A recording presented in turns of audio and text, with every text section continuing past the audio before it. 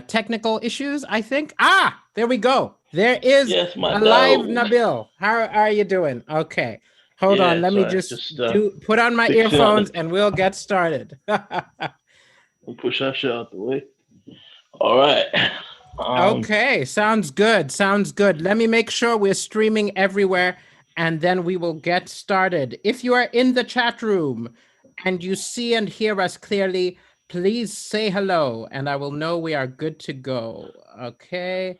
Just So, rhyming, bro. What's huh? going on? You're I'm just doing rhyming good, everything you man. say. Doing good. Doing good. Here we You should go. be on Don't Hate the Players next episode.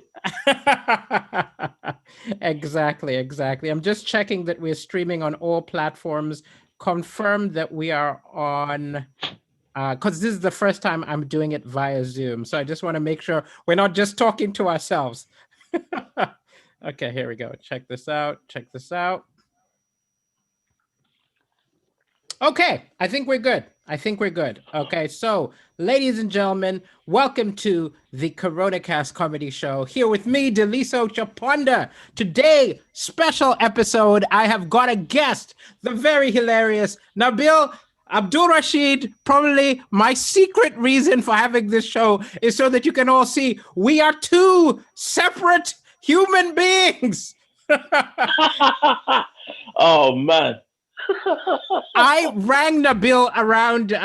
This was just the week after you'd done it. The week after you'd been on Britain's Got Talent. For anybody who's tuning in who does not know, Nabil was on Britain's Got Talent 2020. Did absolutely fabulous. Got the golden buzzer. Okay, absolutely killed it. And I did it in 2017. And I messaged him maybe 2 days afterwards when some person who was like at a hotel I was staying at was like, "Hey, you're Nabil, you're Nabil." And I was like, "Oh my God, I've lost my identity." You know us Will be Nigerians. exactly. Will be very, very useful if I ever commit a crime. But I actually thought that it would be a great idea to have you on my show, and you're here, and I can see from all of the people on Facebook and YouTube that it is now broadcasting, and we've got an audience. Okay. Amazing boss, man. First thing I wanted to ask you, this is sort of an interview, but sort of just a chat because I'm not an interviewer, so we'll both be talking. But have you been watching The Madness of America? Yeah, I mean it's funny because there's like so many different levels and angles what to watch it from. Like imagine if this was an African country, right? Or Exactly. imagine Though at the same time, you know, when a lot of people have been saying, "Oh, this is an unprecedented event. It's never happened before. It's never happened before." Meanwhile, I'm from Africa saying, "This sounds very familiar." Someone in power accusing the other one with no evidence of cheating. But I've got to actually say, at least the Africans would have manufactured at least a photograph of like one of their friends tampering with a ballot box. At least in the age of Photoshop and CGI, he couldn't even whip up like a picture or something. All there was someone very pulling down the shades of a window. With the level of corruption here. This is unprecedented. The only reason it's unprecedented is because they don't have a president yet.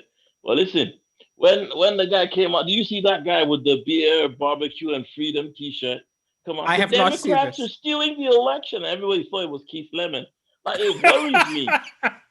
The dude literally looks like Keith Lemon, and it worries me. These people have nuclear weapons, you know. Like Americans are like, "Oh, why is everyone sticking their nose in our business?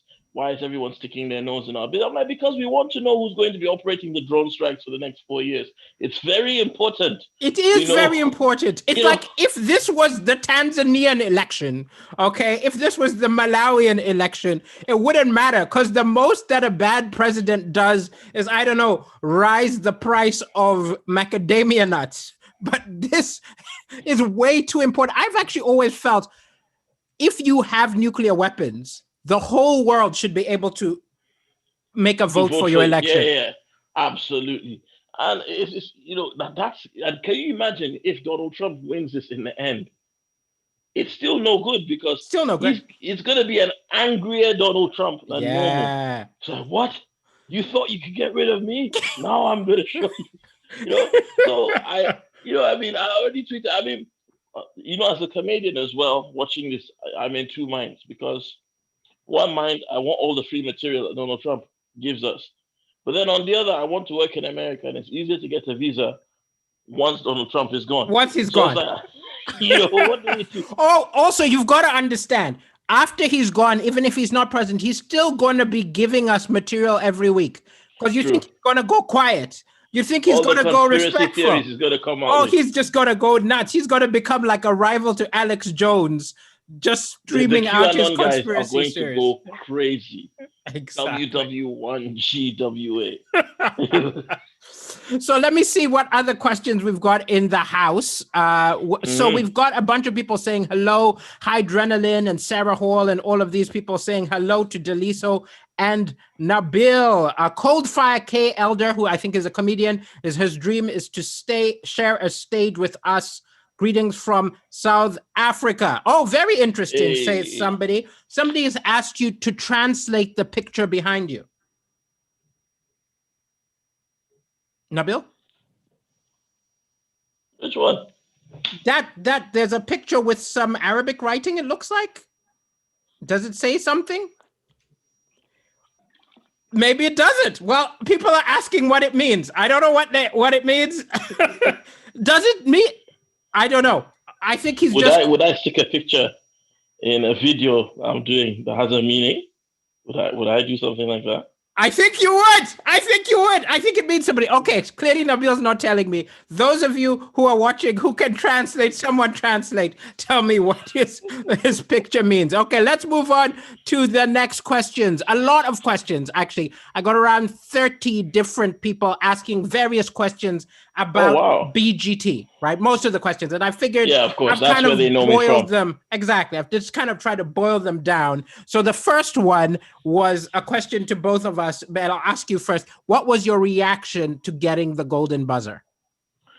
Okay, now do I have to give you a short answer for this?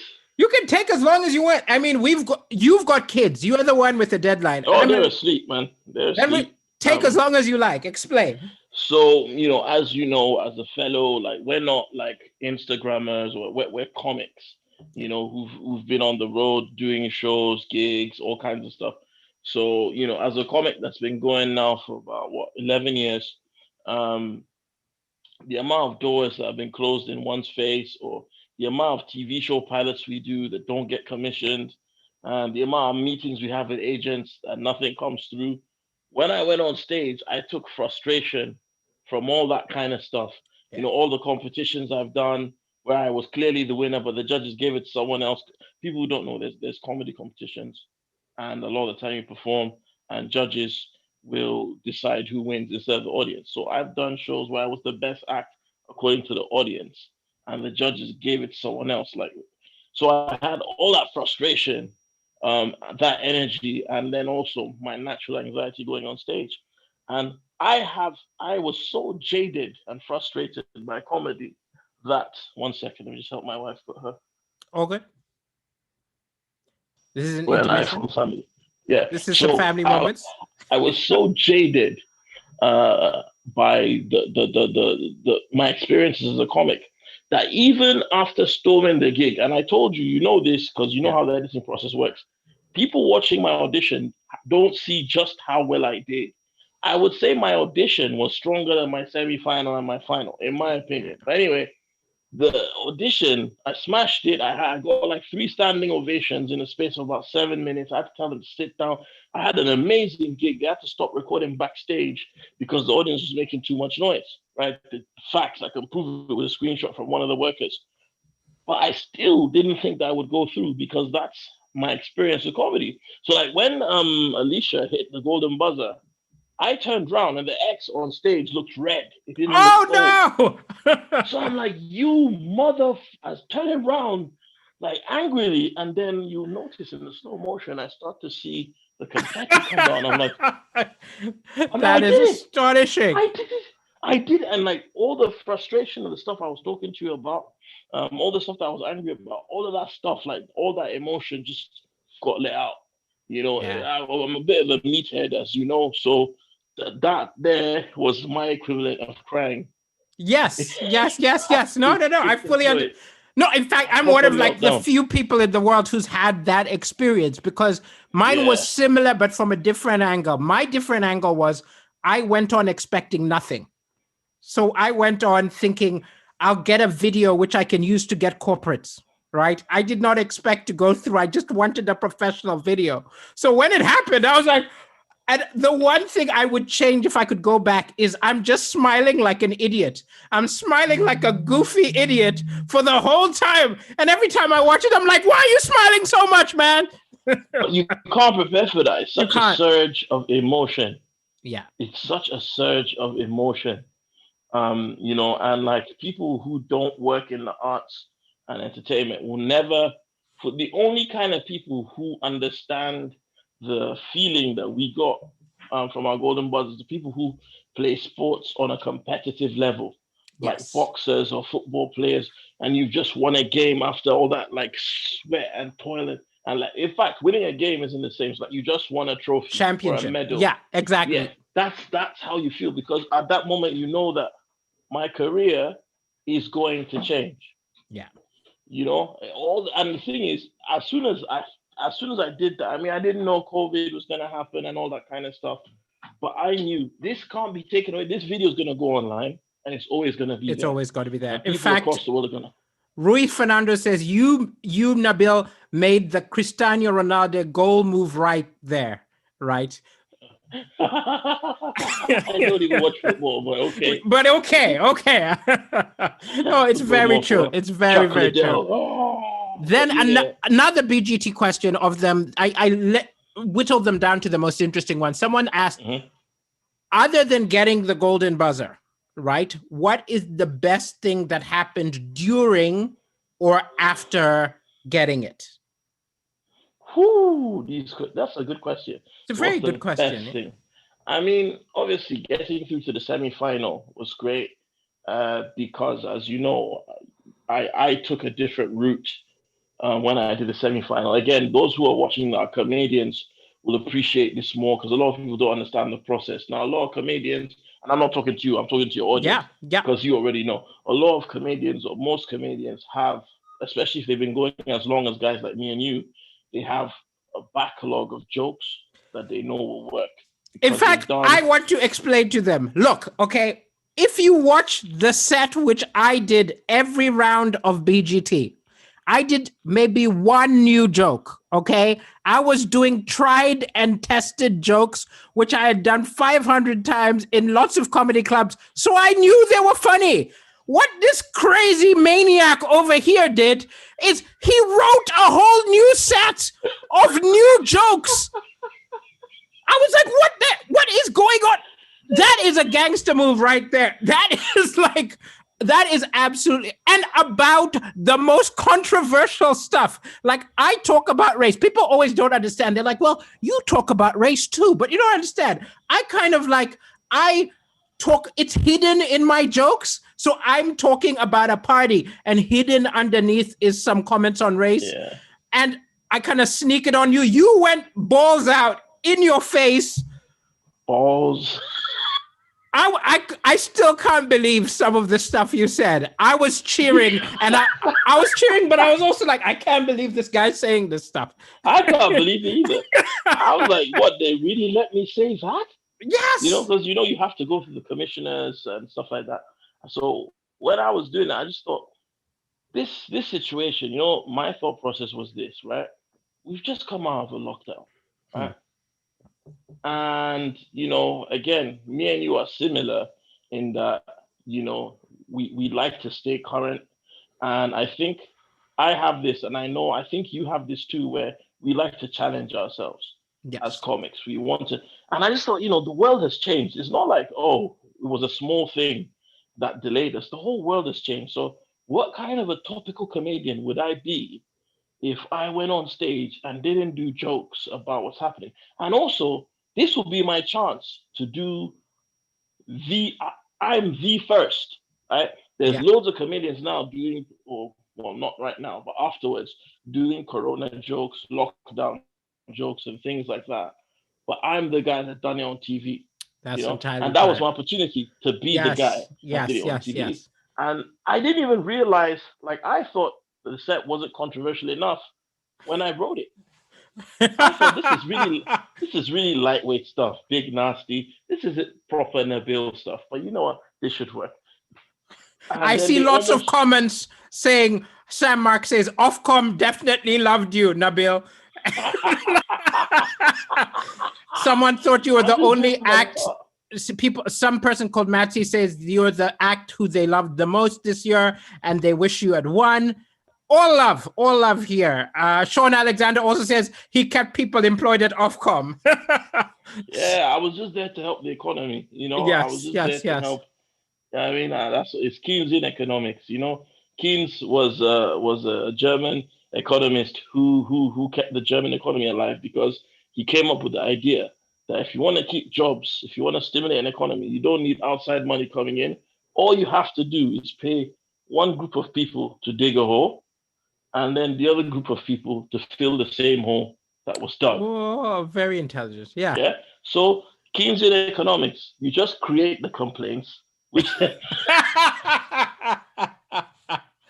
Actually, it's a very good segue to one of the big things I want to talk about I is, forgot to answer the second thing though. They said the best oh thing yes, before, the first being and during. after. Yes. Now the best thing after is that when I first started comedy, the only agent I've ever wanted to be signed to, right, Yes. signed me. And I Game think, on. a lot of people don't like talking about this kind of stuff, but I'm No, like, talk rappers about talk it. about You're this. with the best agent in the UK. You gotta scream it out. Yeah. Yeah, I'm with the best. I mean, when I first started doing Now my comedy, agent's I gonna call me started off. grumbling tomorrow, saying, "What did you say yesterday?" You'd be like, okay, get me a corporate gig for 500 grand and I'll take it back. No, so like I started out performing at a comedy club where she first started working, and then my favorite Just comedy for club to those work out. watching, his agent's called Hannah Chambers. Hannah Chambers, Yeah, and big up she's a Chambers brilliant gang. agent who Throw your represents seeds people up. like Sarah Millican and Jimmy Carr. She's an absolutely amazing agent. Yeah. So like my whole career, I've been unmanaged. People have been too scared to sign me. And I always said to myself, if Hannah Chambers would just see me, she'd sign me. I know I'd be a perfect fit for that agency. I mean, she's the one that built it, Frankie Boyle. So I'm like, if someone like this would, because all these other agents, they were just signing the same, Yeah. harmless, cute, middle class white guy. Everybody was scared to sign me, and I'm like, I knew this particular agent would see the potential in what I do. But I was always unlucky. I just never got through to her, and now I'm signed to it. So that's the best thing that's happened That is since. an amazing thing. Absolutely Yeah. amazing. Good stuff. Good stuff coming. And actually, what I wanted to say is I've got to say, I got some haters, right? I got some racists, some angry people. And I felt like, oh, look how controversial I am. I'm getting death threats and I'm getting messages. I got maybe 10. You have over squared me. I don't you got like inundation, right? And my question is Yeah. this, okay? Hmm. I really admire how you're defiant and you swear at them back online and you just are defiant all the way. But my question is this: have any of the hater messages got to you? No, because even before Britain's Got Talent, I've been a troll. My those who have me on social media know that I'm the grandmaster, the master troll, the king of trolls.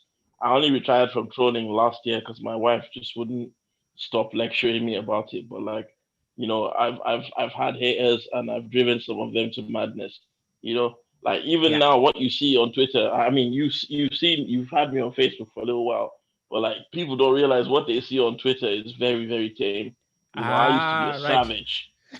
So so one online, nothing you can say will phase me because the reality is, this year I was the most discussed comedian Yes, this year. Like exactly. no, So you've said, 100%. wow, that also I No admire comedian has been because discussed more than me this year. yes, I've got to say I admire that because sometimes a random stranger's hateful message will get me down, even though it's a stranger. Have you been black before? Like this is my mentality, right? Like I walk out the house. Look, I'm black and I'm Muslim. So everywhere I go, somebody has a reason not to like me. Somebody. Right? It's not my job to make people like me. I don't care if you do. I don't care if you do. My main thing is, let me live my life and you live yours. So when these people say things Exactly. online, like the death threats don't scare me because I know you wouldn't say it to my face. Exactly. And If the real person who wants to kill you is quiet, is not gonna say it on Twitter. Yeah. And also, like, I've been through enough real problems, real issues, that stuff online doesn't really affect me. I don't care.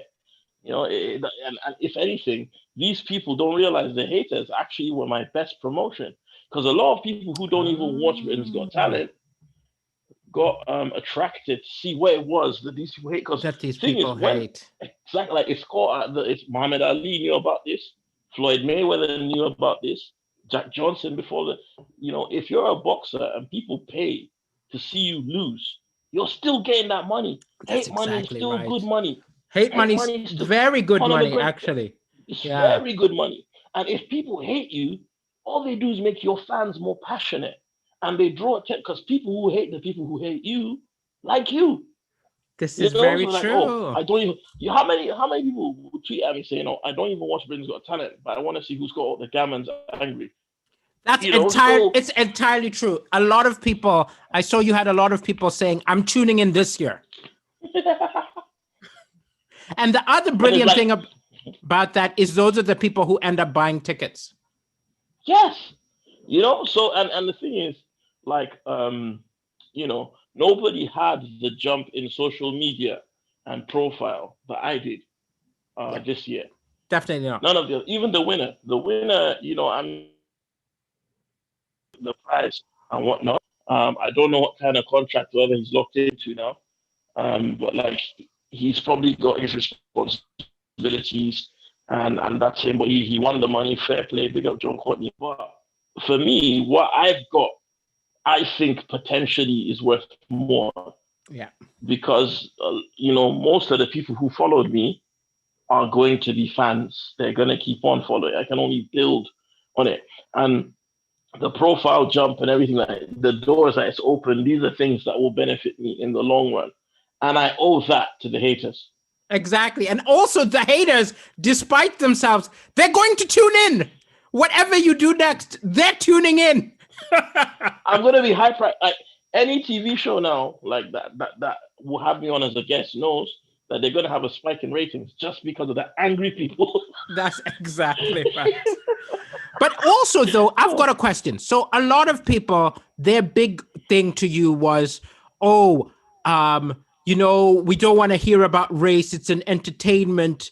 Why are people always talking about race? It's everywhere. Like people are jumping out and flashing them, saying free equality for all or something like that. But my question is this: like,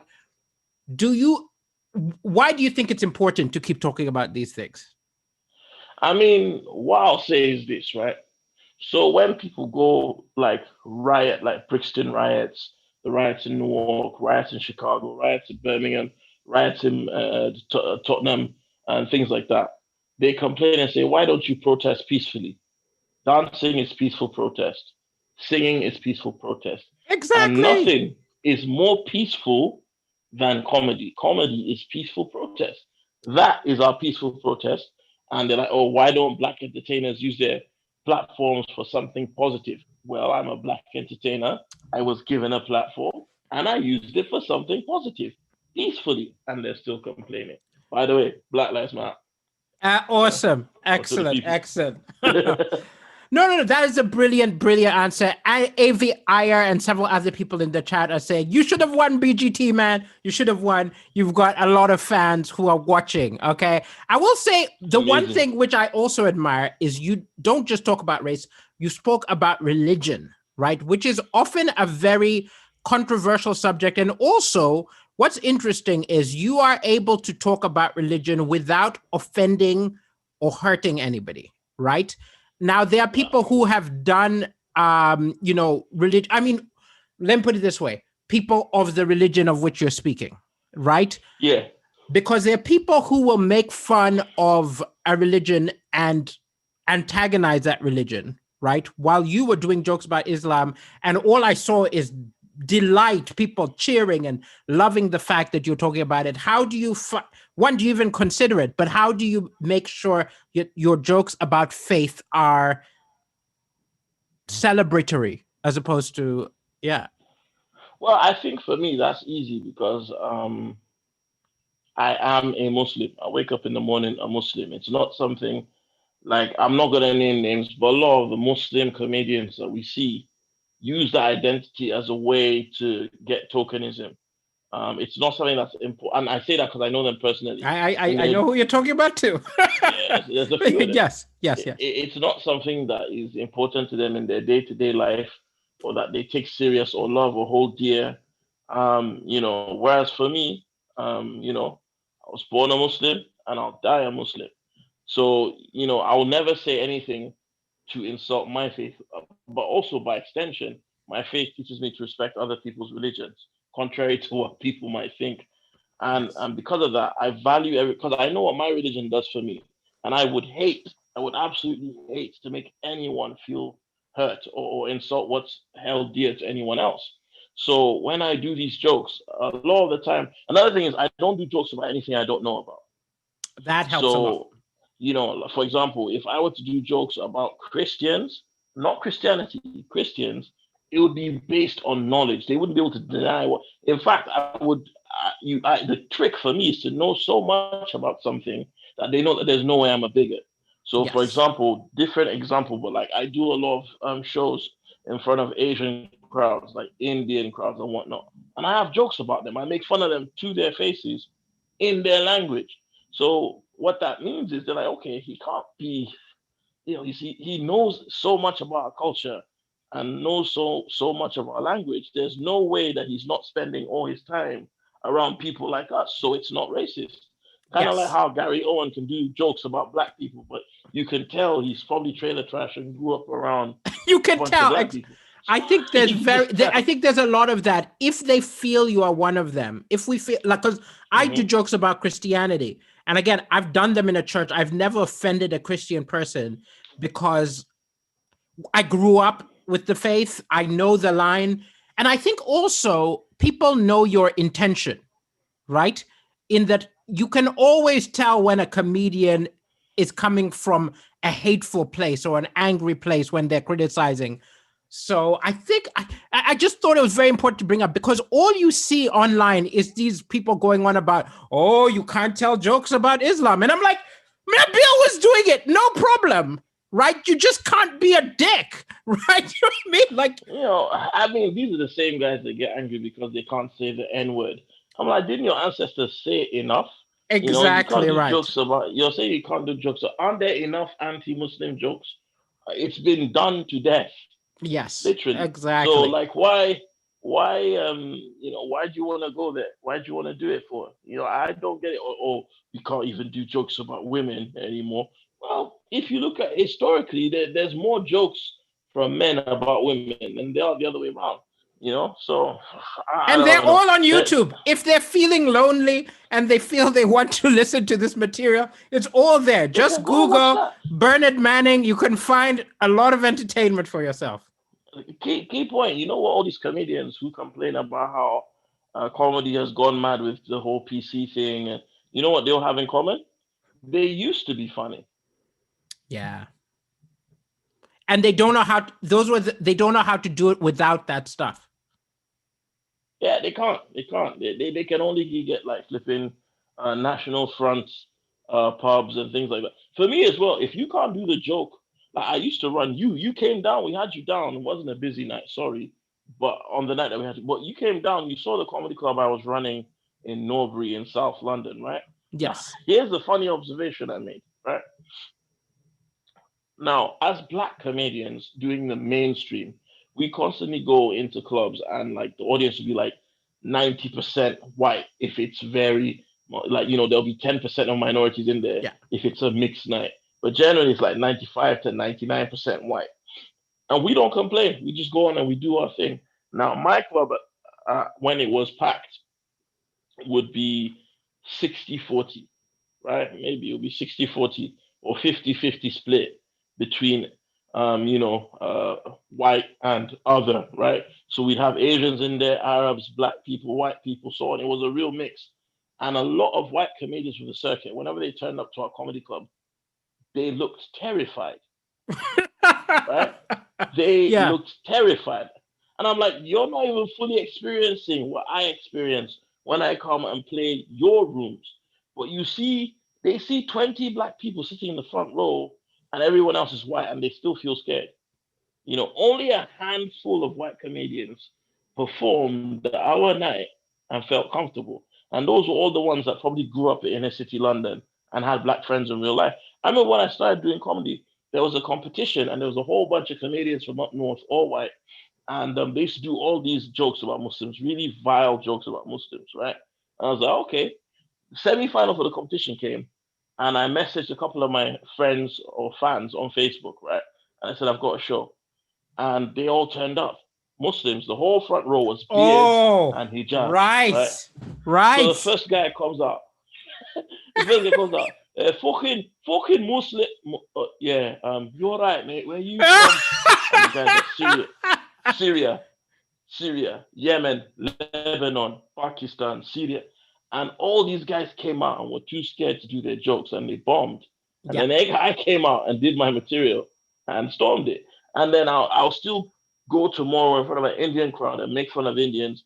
I've gigged in synagogues, I've gigged in a Sikh temple, I've gigged in mosques Yeah. without number. I've done churches as well. I can perform anywhere. But a lot of the comics on the circuit that complain about PC, they only have the balls to do these jokes in front of other people. So that's how you know that the comedy isn't coming from a good spirit. Yes. Also, if you write a joke about any group and you can't do it in front of that group, there's something wrong with that joke. I've done National Front EDL type jokes To at their a stand face. up for Labour gig. And a bunch of them came. They turned up. They were backstage, right? And you could ask Joe Wells about this. I did Yeah. jokes about the EDL, and they turned up and they were at the back. And when I came off, I stood and looked at one of them. He was looking at me, and he didn't say nothing. And then later, Joe Wells went on, and they got up and started heckling him. And I'm like, why didn't they do this? You look a tad bit more intimidating. Let's just say that. No, I'm cuddly. Let's see what people are saying here. Oh, Rob Thomas says he loves your thing where you said comedy is a peaceful protest. Indeed, indeed. Lots of congratulations and so on. It used to be allowed to be funny, etc. All good, all good. Let's move on. Okay, the next thing which I wanted to talk to you about is lockdown. How are you doing in lockdown number 2? Boy, so I'll start with the negatives. Yes. The negatives is obviously, like I said, I just got signed and I had all these plans for things I was gonna do, and now I can't do it again. It's kind of like it feels like I got the golden buzzer, and then there was lockdown. Come out, I'm a finalist on BGT. I'm signed. I've got all these plans. Lockdown. So that's dude, the negative. you are clearly bad luck. I'm sorry. You're clearly bad luck. Yeah. Dude, don't get like a Netflix special. We're going to be back in lockdown. Okay. Every time you make a stride forward, lockdown. I mean, if that continues, then that means more people will watch it. Exactly right. So, it's true. It's true. Yeah, bad luck for everyone else. Good luck for me. Good luck for you. Which ain't so bad. But the positives. Obviously, I'm married. I've got wonderful family. Beautiful kids, beautiful wife. So I can spend time at home. I think my worry is that I might get too used to the lockdown. You know what I mean? It's amazing. I wake up in the morning, I play with my kids. Have a nice meal, watch stuff with my wife. It's fantastic. And I feel guilty that I enjoy the lockdown because I know for some people it's difficult. So I try and reach out to all my friends. And what do you think? Alive Toblerone asks, what do you think of people breaking lockdown, stashing food, etc.? I can't judge them because first of all, the way the government's handled this, in my opinion, isn't completely right. I think they could have done more and they could have done it quicker, in my opinion, my uneducated opinion.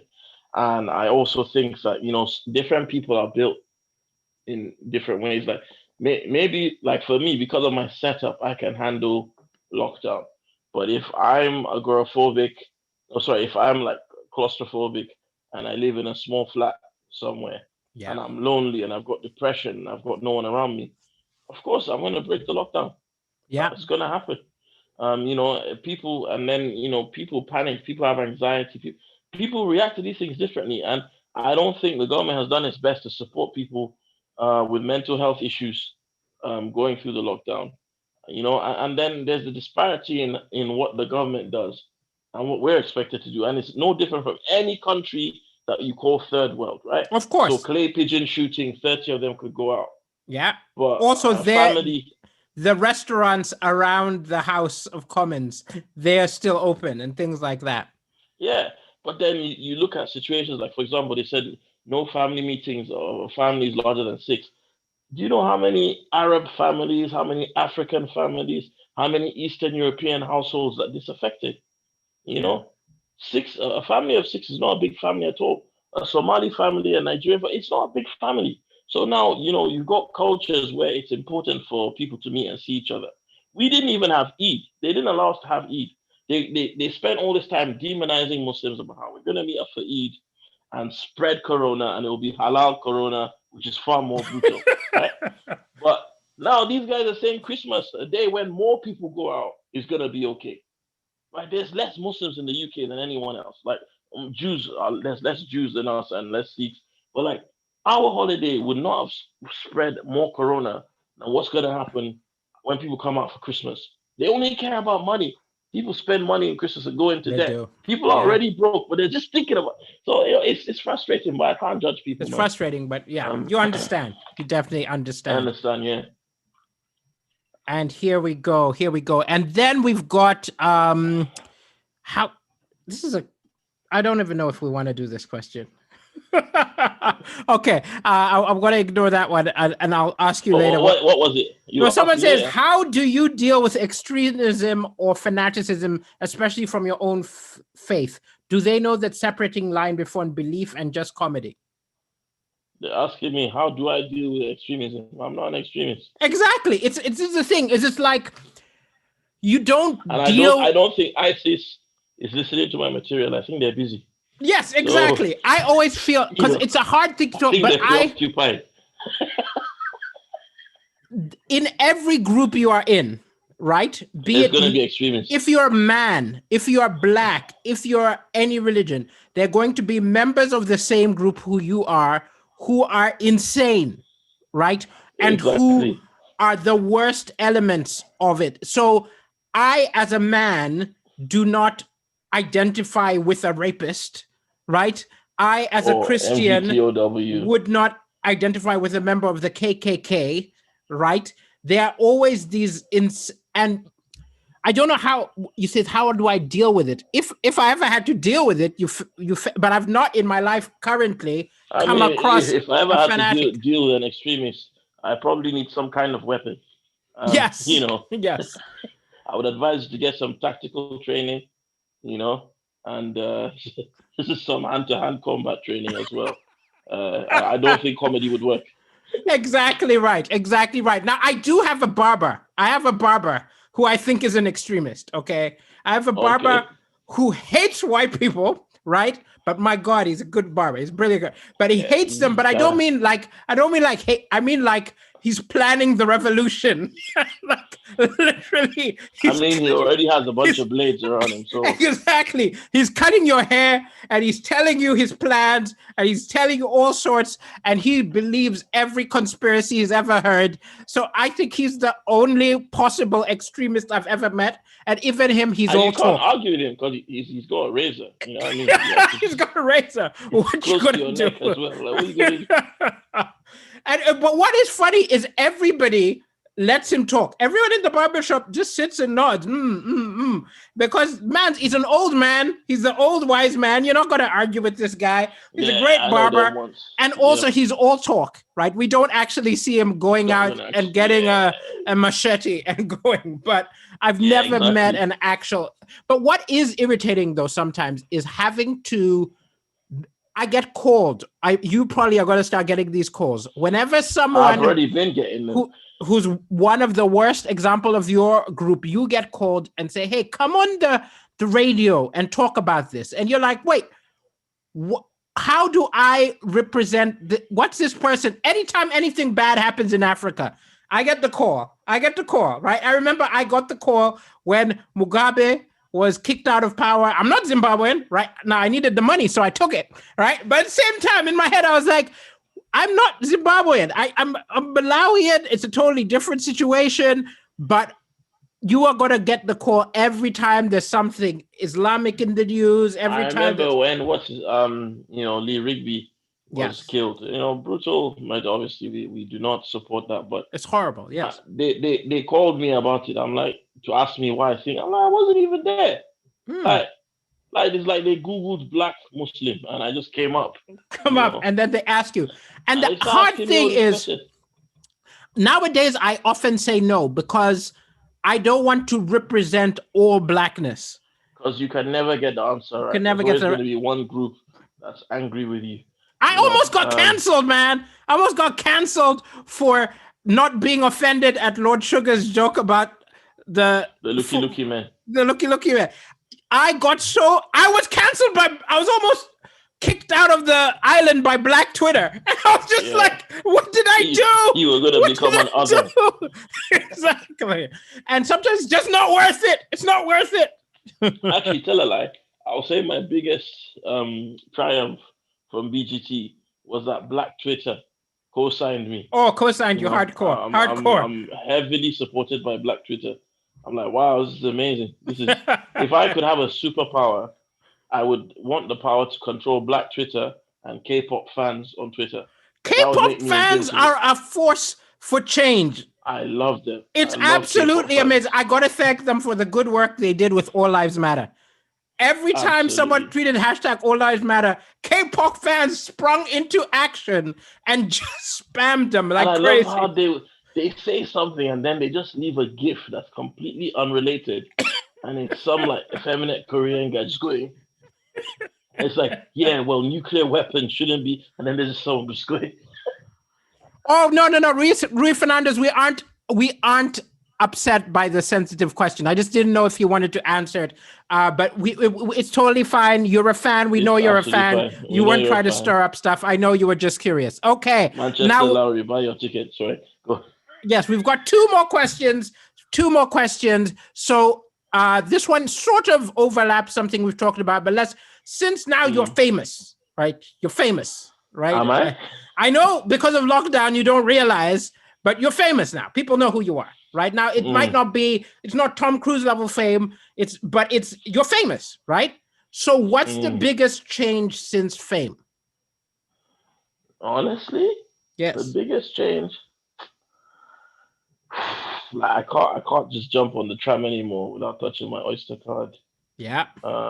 You're not invisible anymore. You know what I've realized? Yeah. If I go to a restaurant and I need to take a shit, I won't do it. Because I'll be like, everybody's going to know me going in and the next person is going to be like, that's like, and the thing is also, the situations now, I have to be calmer. Yeah. Because I have more to lose. Not just online, in person. Like, I'm a very no-nonsense guy. And I found that, obviously, I've been on a journey to learn to control my temper more and all that stuff. But, now, I can't even afford to get into arguments or confrontations with people, even and most of the time, I'm not in the wrong. But, when people start on me now, I have to constantly remind myself that this person could be trying to get a story, or that that's exactly right. It's difficult because the times that we live in now, scandal is so for example, I have this weird thing now where weird people will try and video call me on Instagram. Yes, I found this, and it's really frustrating. Also, I used to have my number on Instagram. And then I'd get random calls from fans and stuff like that. No, because I didn't even realize I used to be for work, right? And then I didn't realize that now non-agents are going to be rigging me. And I was like, okay, remove your number, Daliso. Randoms, I mean, and like, it's just, it's just not. The internet is a wild place, man. I've had Yeah. like at midnight, and someone else, are you awake? And then they try to video call me, and it's like, you know, When you feel it's bad crazy. is when I don't mind when it's little children, because then like when it's a kid, I just explain, look, you shouldn't be trying to video call random famous person you saw, and I try to explain it. But when it's an adult, I'm like, you should know better. I mean, this might be bad, right? Like when it's like it for the most part, it's been women that have done it, and Yes. obviously I never answer because it's like, this person might be a journalist trying to make me look bad. I answer and I'm still like it's in the middle of the night. Nabil, video calling girls on Instagram, because the Daily Mirror and those Yes, people don't yes, like me yes. very much. But then at the same time as well, like I still understand if it's not a journalist and it's just a woman doing it. I kind of understand. What gets to me is when it's a man at 2 o'clock. My wife, you see the dirty look my wife's giving me. You know what I mean? What gets to me is like when it's another dude, like at 2 o'clock in the morning, video calling me. I'm like, brother, why are you calling me for? Like, what do you want to talk to me about? What is the thought process that makes you think I want to, talk to you at 2 o'clock in the morning? Knowing fully well I've got kids and that you're calling me. Exactly. I don't get it. I don't get it. But people are weird. People are really weird. And then the final question is a wonderful question. Actually, was from Delphina DeCoco Johnson. Wants to know to both Amazing of name. us, who makes you laugh? So, who makes you laugh? I can go Nabil first. Abdulrashid, Nabil Abdulrashid, Nabil Abdulrashid, and Nabil Abdulrashid You because make he's you he's remind me top of. Did five. you ever watch that thing? The Chappelle show. The Yeah, Chappelle that show. that was the reference. That's what the reference. Absolutely Yeah, fabulous. so from that you can tell who makes me laugh. Yes, Um, yes, yes. Dave Chappelle, of course. yeah, but I mean that's like a cheat. You go first. Who makes you laugh? Okay, so if I had to say all time, alive and dead, my favorites are um, Red Fox, Yeah. Joan Rivers, Richard Pryor, Eddie Mhm. Murphy, Chris Mhm. Rock, Mhm. and then of like living and people who I've met, the best ones are probably Sugar Sammy, Mm. Sarah Millican. That was Mm. probably of the ones who are like my peers. Mm. Yeah, that's my board. That's my board. Your Okay, turn. so for me, for the Dead Comedians Club, it would be not in this order. Actually, even in this order, George Carlin. Hell yeah. Yeah, George Carlin is one of my favorites, and he's a big influence on my comedy. Even Yeah. though obviously he's a very big influence. George Very, Carlin, very. Richard Pryor, who was also influenced by George Carlin, Of course, of course, of course. um, Dick Gregory, uh, and then obviously the Dark Poet. Who's the His dark poet? name's Bill Hicks. Oh, Bill Hicks. No, yeah. I could. I've never found anything he said funny, but I've been impressed by what he's doing. Same way, like I Yeah, never laughed at what's his name, Lenny Bruce, but I admired what he was doing and that the was the next guts guy I of was what he going to was name. doing. Yeah. I like Lenny Bruce as well. I can now, you know what? Obviously, That makes sense in that he's the kind of guy who would go on live television and say the kind of outlandish stuff you were saying. you know, I see. Is I like me a lot, so I see parallels between me and the guys I've Yeah. named.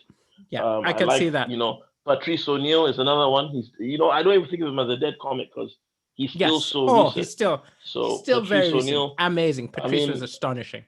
a comic saw me and told me I reminded him of him, but I wasn't sure if he was being racist. Because obviously No, no, I'm no. a large. The irreverent, I don't care attitude, and also just your delivery, you're smiling even though you're saying some hardcore criticism is very Patrice O'Neill. Yeah, I love He was Patrice amazing. O'Neill. He was Okay, amazing. but among the living, Yes. is even worth mentioning. Chris, my earliest memory was watching, a Richard Pryor thing, and then after that, it was Eddie Murphy. I had his Oh yeah. all his stuff on Oh, it's always VHS. worth You know, mentioning Eddie yeah, Murphy. yeah. Eddie Murphy, absolute genius. Like, he wasn't trying to say nothing profound. He was just funny. Also, He was, I think, when he's filming his Netflix special, which they want him to do, I'm flying there. I don't care if I have to break lockdown. I'm getting a ticket. I'm going to trust. watch it live. Trust, yeah, I mean, Astonishing. if my setup was different, I'd do the same. But Hell Eddie yeah. Murphy, absolute genius. Then after Eddie Murphy, I enjoy Trevor Noah. I really Trevor's enjoy amazing. what Trevor's great. Trevor Noah does.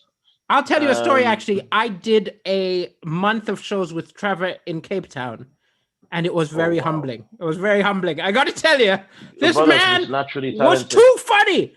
Also, things like we went on a trip to Robben Island. Okay, this was where Mandela was imprisoned. We went on a day trip to Robben Island. This woman led us around. That night, his set was all jokes about that woman who led us around. Wow. In front of 1,000 people, he wrote a set about what had happened that day and smashed. It was brilliant, but it was also irritating. You're like, this I kid. think this show he's got might actually weaken his stand up.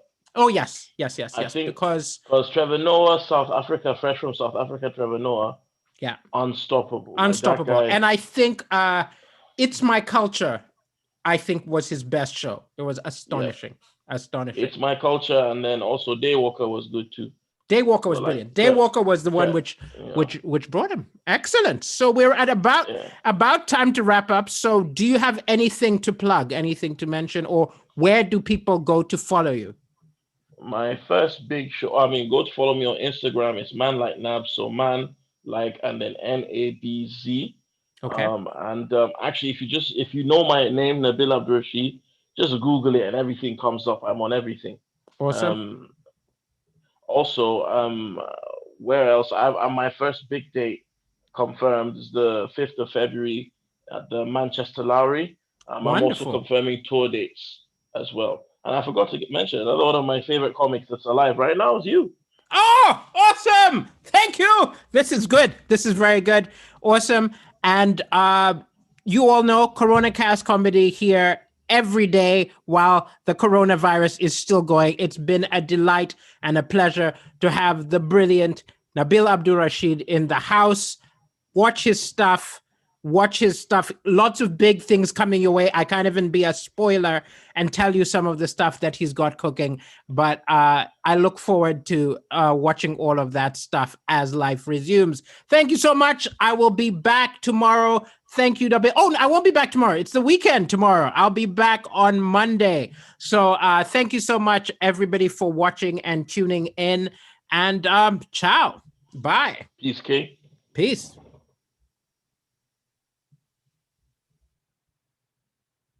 Okay, people, this has been the CoronaCast Comedy Show. Good night, good night, good night.